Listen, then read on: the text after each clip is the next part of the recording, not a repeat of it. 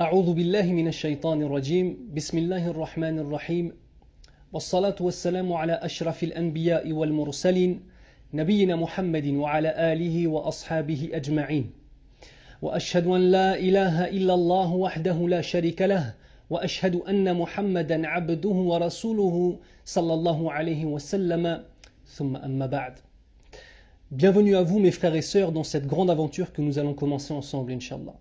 Cette grande aventure, ce voyage qui est le signe de l'unité des musulmans dans le monde vis-à-vis de l'adoration de notre Seigneur subhanahu wa ta'ala. Cette aventure, elle se nomme en arabe As-Sawm, As-Siyam. Pendant le mois de Ramadan, le mois obligatoire pour toute personne qui dit La ilaha illallah par son cœur, par sa langue et par ses membres. Nous allons commencer notre aventure par essayer de comprendre le sens des termes qui sont employés. Car si Allah subhanahu wa ta'ala a voulu que nous employions ces termes-là pour désigner ces adorations, c'est que ces termes sont extrêmement importants. Donc premièrement, nous allons nous mettre d'accord sur certaines choses. Le premier élément, c'est que je ne vais pas utiliser le terme jeûner, le terme du carême. Comme très souvent, il est utilisé malheureusement en France pour désigner cette grande adoration qui est le Sawm de Ramadan. Je vais garder le terme Sawm ou bien le terme Siyam pour désigner ce que l'on nomme en français le jeûne. Pour une raison très simple, c'est que le terme jeûne, le terme carême ont un héritage judéo-chrétien et correspondent à certaines adorations chez les juifs et chez les chrétiens, alors que le terme Sawm est un terme qui est pris de notre religion, de notre mode de vie qu'est l'islam, et nous nous devons de revenir à ce qu'on appelle al-alfaz, c'est-à-dire les mots qui ont été choisis par notre prophète Muhammad ibn Abdillah sallallahu alayhi wa sallam. Deuxième chose sur laquelle nous allons devoir nous mettre d'accord, c'est que nous n'allons pas jeûner le mois de Ramadan, mais nous allons jeûner le mois de Ramadan, Sawmu Ramadan, avec un dad. L'origine de ce mot Ramadan est un verbe qui est Ramadan, qui signifie la chaleur extrêmement intense qui se dégage du sol. Et nous avons par cela un hadith du prophète sallallahu alayhi wa sallam qui nous dit Salatul awwabina hina tarmadu al-fisal. Salatul awwabin, dans le sens de la prière, la salat des repentants. Son moment est lorsque le sol brûle les pattes des chamelons. Al-fisal, qui est le jam' de fasil.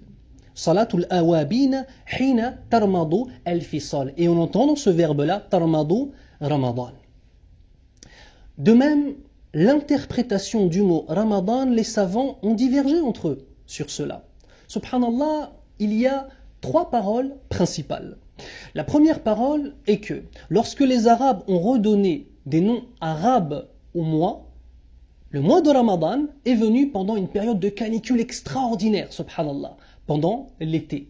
Ainsi, les Arabes, voyant tout simplement qu'il fait extrêmement chaud, ils ont, le plus naturellement du monde, nommé ce mois, le mois de Ramadan, c'est-à-dire le mois où la chaleur est extrême. Le deuxième avis, vis-à-vis de l'origine de At-Tasmiya, c'est-à-dire du pourquoi le mois de Ramadan est appelé Ramadan, c'est par rapport au fait que pendant ce mois, Allah Azza wa Jal fait en sorte que les péchés soient brûlés. Et ce qui est brûlé disparaît. On demande à Allah Azza wa Jal de faire en sorte que notre Sawm de Ramadan soit accepté et que par cela, il brûle tous nos péchés. Amin ya Rabbil Alamin. Troisième interprétation possible, c'est le fait que la chaleur intense que l'on trouve dans nos gorges est la cause de la tasmiya, c'est-à-dire de pourquoi ce mois a été nommé le mois de Ramadan. La chaleur intense dans nos gorges, incha'Allah ta'ala. Afin de nous resituer dans le temps, le mois de Ramadan devient obligatoire pendant une année stratégique de la vie des musulmans. C'est la deuxième année de l'hégire. La deuxième année de l'hégire. Et pour un petit peu plus nous remettre dans le contexte, souvenez-vous que la bataille de Badr a lieu pendant la deuxième année de l'hégire, le 17 du mois de Ramadan. Bien évidemment, des pages et des livres ont été écrits sur cette grande bataille. Et j'espère, Inch'Allah, avoir dans le futur l'occasion de m'arrêter avec vous sur cette grande bataille qui est pleine de leçons pour la communauté musulmane à l'époque du prophète sallallahu alayhi wa sallam et aussi, bien évidemment, à notre époque à nous. Allah Azza wa Jal nous dit dans le Coran, A'udhu billahi minash shaytanir rajim, Bismillahir rahmanir rahim. Ya ayyuhalladhina amanu كتب عليكم الصيام كما كتب على الذين من قبلكم لعلكم تتقون. Donc Allah subhanahu wa ta'ala nous dit Ya ayyuhalladhina amanu, il s'adresse exclusivement aux porteurs de la foi, c'est-à-dire aux gens qui attestent La ilaha illallah Muhammadur Rasulullah sallallahu alayhi wa sallam. Puis il nous dit subhanahu wa ta'ala Kutiba alaykum as-siyam. Le siyam est pour vous une obligation. Kama kutiba ala alladhina min qablikum, tout comme il a été imposé obligatoirement aux communautés qui vous ont précédé, la'allakum tattaqun, peut-être, grâce à cela, vous allez atteindre la piété. Une question se pose, quel a été le type de sawm qui a été imposé aux communautés d'avant nous? Bien évidemment, les premières communautés qui nous viennent à l'esprit, c'est la communauté des gens du livre, Ahlul Kitab. Premièrement, les Juifs avaient ce qu'on appelle Yom Kippour, qui pour eux est un sawm obligatoire, mais sous une autre forme que celle des musulmans, mais je ne vais pas m'attarder sur les différents rites dans leur religion. Nous avons aussi la communauté chrétienne, catholique, protestante, ila akhirihi, qui eux ont un jeûne qu'ils appellent le carême, pendant 40 jours. Ces 40 jours font référence directe aux 40 jours durant lesquels, selon leur source à eux, Isa alayhi salam, Jésus a été prouvé dans le désert par le diable, qui pendant 40 jours l'a assailli de toutes parts afin de le détourner de la voie d'Allah Azza wa Jal. Et pendant ces 40 jours, dans leur référence à eux, le prophète Isa alayhi salam a jeûné afin de résister à toutes ces tentations. De même chez les chrétiens, cette période de 40 jours se réfère aussi aux 40 jours de Moussa alayhi salam, de Moïse, lorsqu'il est parti voir, lorsqu'il a reçu les tablettes révélées d'Allah subhanahu wa ta'ala.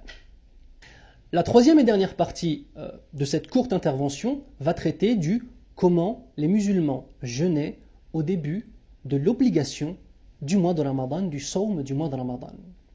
C'était totalement différent de ce que nous connaissons. Les musulmans, effectivement, rompaient le jeûne au temps de Salat al-Maghrib.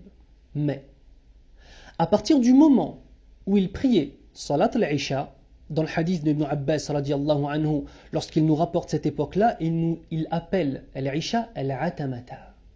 كان الناس على عهد النبي صلى الله عليه وسلم إذا صلوا العتمة حرم عليهم الطعام والشراب والنساء وصاموا إلى القابلة.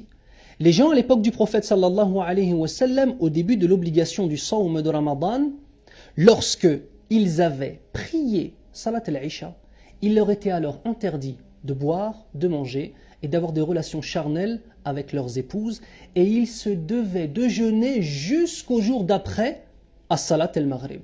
Donc à partir du moment où les musulmans avaient soit premièrement prié Salat al-Isha ou bien deuxièmement dormi, ils n'avaient plus le droit de manger.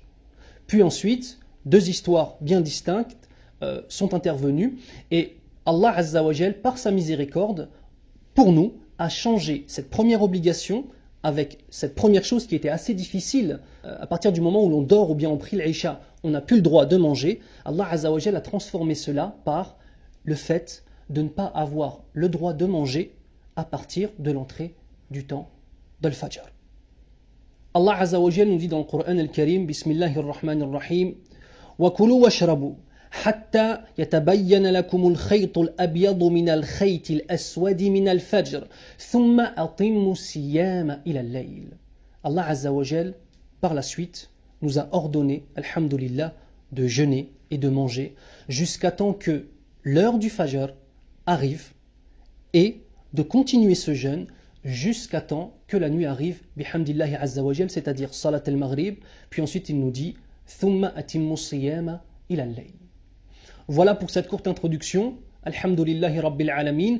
Nous avons vu donc l'origine du mois de Ramadan, nous avons vu l'importance d'utiliser les alfaz qur'aniyya, c'est-à-dire les termes qui sont employés dans le Coran et dans la sunna du prophète sallallahu alayhi wa sallam. Nous avons vu de même, bihamdillahi azza wa jal, qu'est-ce que signifie min qablikum, comment jeûner les communautés d'avant nous. Et enfin, nous avons fini par le fait de comprendre comment les musulmans jeûnaient au début. Sur ce, à demain, incha'Allah, et sahaf turkum.